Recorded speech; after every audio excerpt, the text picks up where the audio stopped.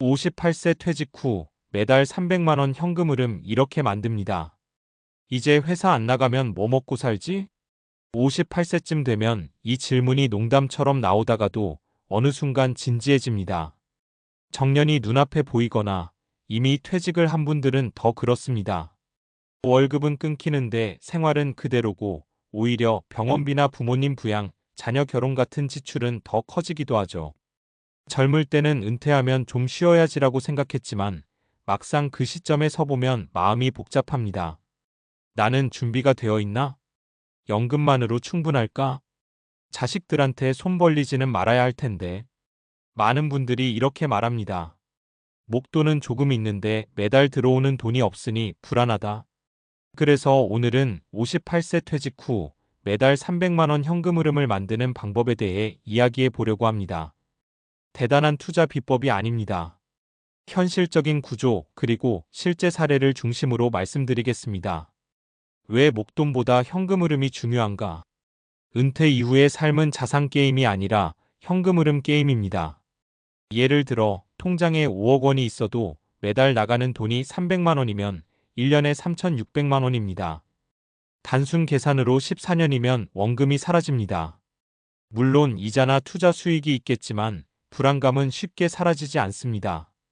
반면 매달 300만 원이 꾸준히 들어온다면 이야기가 달라집니다. 생활비가 충당되고 자산은 오히려 지켜집니다. 심리적 안정감도 비교할 수 없죠. 그래서 은퇴 준비의 핵심은 이것입니다. 자산을 얼마나 모았는가가 아니라 매달 얼마가 자동으로 들어오는가? 월 300만 원 어떻게 나눌 것인가? 300만 원을 한 곳에서 만들 필요는 없습니다. 오히려 나눠야 안정적입니다. 예를 들어 이런 구조입니다. 국민연금, 개인연금 120만 원, 배당이자 수익 80만 원, 소규모 임대 수익 60만 원, 파트타임 재능 수익 40만 원, 합계 300만 원. 이렇게 4개의 다리를 만들어 놓으면 하나가 흔들려도 전체가 무너지지 않습니다. 이제 실제 사례를 들어보겠습니다. 사례 1. 연금이 기본을 만든다. 김씨 58세, 전직 회사원. 김씨는 대기업에서 30년 근무하고 58세에 퇴직했습니다.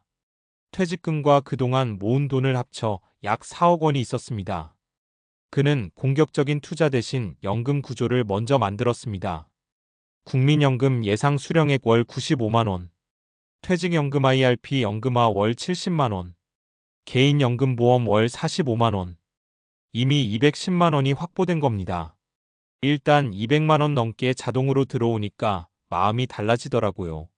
남은 자산은 일부를 배당 ETF와 채권형 상품에 나눠 투자해 월 평균 60만 80만 원 수준의 현금 흐름을 추가로 만들었습니다. 지금 김 씨는 월 280만 300만 원 수준의 현금 흐름을 유지합니다. 생활비는 250만 원 정도 쓰고 남는 돈은 다시 투자합니다. 핵심은 이겁니다.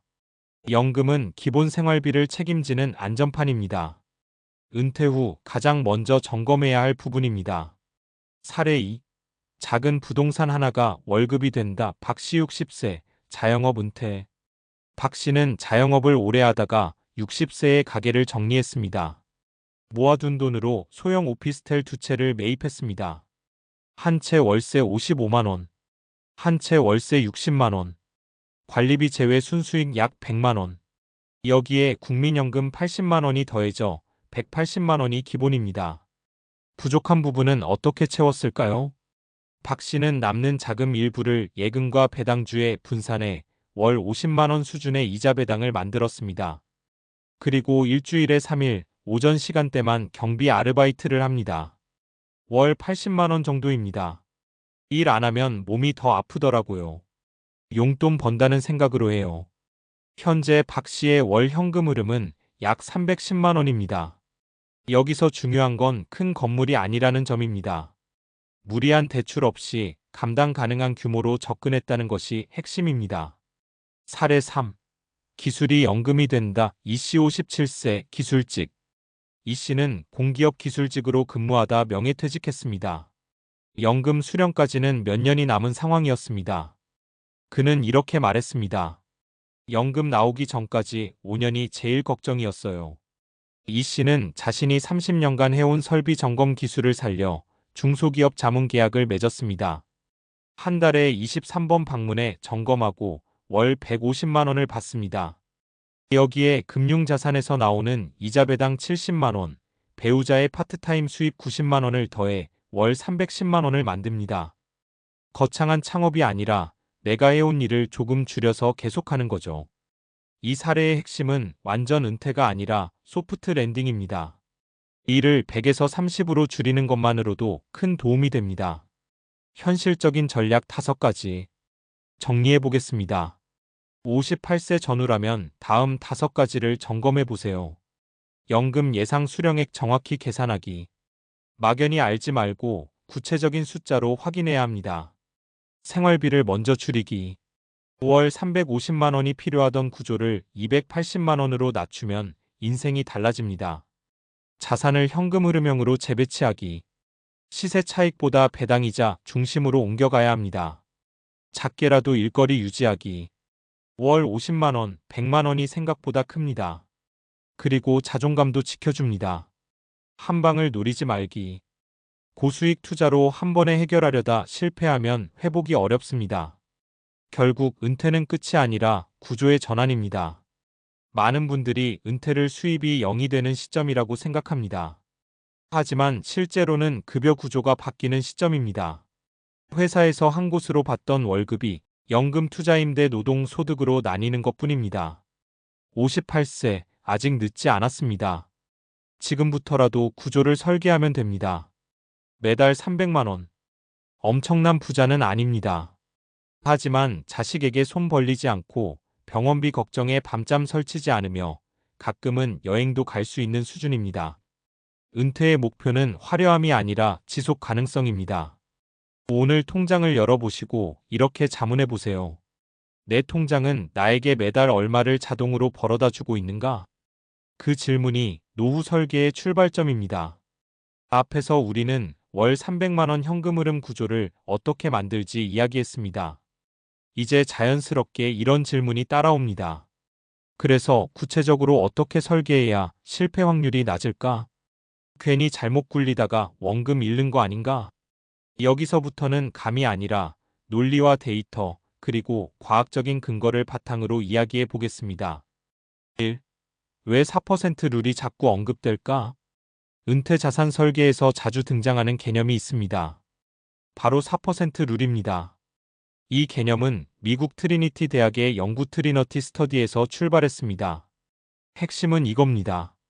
은퇴 첫 해에 전체 자산의 4%를 인출하고 이후 물가 상승률만큼 인출액을 늘려도 30년 이상 자산이 고갈되지 않을 확률이 높다. 예를 들어 7억 원이 있다면 연 4%는 2,800만 원, 월 약 233만 원입니다. 여기에 국민연금 100만 원이 더해지면 이미 월 333만 원이 됩니다. 물론 이 연구는 미국 시장 기준이고 미래 수익률을 보장하는 공식은 아닙니다. 하지만 중요한 메시지는 이것입니다. 원금을 다 쓰는 구조가 아니라 자산 수익률 범위 안에서 쓰는 구조를 만들라는 것. 은퇴 후 가장 위험한 행동은 수익률을 고려하지 않고 필요하니까 꺼내 쓰는 것입니다. 2. 왜 자산을 나눠야 할까? 분산 투자의 과학. 나는 부동산만 믿어. 나는 주식은 무서워. 이렇게 한쪽에 올인하는 경우가 많습니다. 하지만 현대 포트폴리오 이로네리 마코이치의 연구에 따르면 상관관계가 다른 자산을 섞으면 변동성이 줄어듭니다. 쉽게 말하면 이런 겁니다. 주식이 떨어질 때 채권은 상대적으로 덜 흔들릴 수 있고, 금리는 오르면 예금 이자는 늘고, 경기 회복기에는 배당주가 강해집니다. 서로 움직임이 다른 자산을 섞으면 전체 수익의 출렁임이 줄어듭니다. 은퇴자에게 중요한 건 수익률 20%가 아니라 마이너스 30%를 피하는 것입니다. 왜냐하면 은퇴 초기에 큰 손실이 나면 이를 회복하기 전에 자산이 먼저 고갈될 가능성이 커지기 때문입니다. 이를 금융학에서는 수익률 순서 위험 시퀀스 오브 리턴즈 리스크이라고 합니다. 은퇴 직후 23년이 가장 중요한 이유입니다. 3. 왜 현금 23년치를 따로 둬야 할까? 과학적으로도 인간은 손실에 더 민감합니다. 행동경제학자 데니얼 카너먼의 연구에 따르면 같은 금액이라도 손실의 고통은 이익의 기쁨보다 약 2배 강하게 느껴집니다. 이를 손실 회피 성향이라고 합니다. 은퇴 후 자산이 20% 떨어지면 합리적 판단보다 공포가 먼저 작동합니다. 그래서 권하는 전략이 이것입니다. 최소 23년치 생활비는 변동성 없는 현금성 자산으로 보유. 예를 들어 월 300만 원 생활비라면 약 7천만 1억 원 정도는 안전자산으로 둡니다. 그러면 시장이 급락해도 당장 팔 필요가 없는 심리적 여유가 생깁니다. 이 차이가 장기 수익률을 좌우합니다. 4. 왜 58세 전후가 전환점일까? 통계적으로 보면 50대 후반부터 의료비 지출이 빠르게 증가하기 시작합니다. 또한 기대 수명은 계속 늘고 있습니다. 지금 58세라면 평균적으로 85세 이상을 바라봐야 합니다. 즉, 은퇴 후 2530년을 살아야 합니다. 이건 짧은 휴가가 아닙니다. 인생 2막이 아니라 사실상 인생 3막입니다. 따라서 전략은 이렇게 바뀌어야 합니다. 공격적 성장 안정적 지속, 시세 차익 중심 현금 흐름 중심, 단기 수익 장기 생존. 은퇴는 투자 스타일의 전환점입니다. 5. 일은 왜 계속하는 게 좋을까? 뇌과학 관점. 단순히 돈 때문만이 아닙니다. 연구에 따르면 가벼운 사회적 활동과 지속적인 업무 참여는 인지 기능 저하를 늦추는 데 도움이 됩니다. 이를 완전히 끊는 순간 사회적 연결망이 급격히 줄어듭니다. 이는 우울감과 건강 악화로 이어질 가능성이 높습니다. 월 50만 원, 100만 원이라도 내가 쓸모 있다는 감각은 노후의 삶의 질을 크게 높입니다. 결국 소득의 다변화는 정신 건강의 다변화이기도 합니다. 6. 월 300만 원의 진짜 의미. 많은 분들이 묻습니다. 300만 원이면 충분합니까? 정답은 사람마다 다릅니다. 하지만 통계적으로 보면 부부 기준 중산층 노후 생활비는 대략 250만 350만 원 구간에 형성되어 있습니다. 즉 300만 원은 사치가 아니라 안정 구간입니다. 공과금 내고, 식비 쓰고, 병원비 감당하고, 가끔 외식하고, 1년에 한두 번 여행 갈 수 있는 수준. 은퇴의 목표는 부자가 되는 것이 아니라 불안하지 않은 것입니다. 마무리하며 58세는 늦은 나이가 아닙니다. 하지만 방향을 바꾸기에는 딱 좋은 시점입니다. 지금 필요한 건 막연한 기대가 아니라 구조 설계입니다. 연금부터 확인하고, 생활비를 계산하고, 자산을 나누고, 23년치 현금을 확보하고, 소득의 끈을 완전히 놓지 않는 것. 이 5가지만 지켜도 월 300만 원 현금 흐름은 꿈이 아니라 설계 가능한 목표가 됩니다. 은퇴는 끝이 아닙니다. 이제부터는 월급이 아니라 내가 만든 시스템이 나를 먹여 살립니다. 그리고 그 시스템은 지금 이 순간부터 만들 수 있습니다.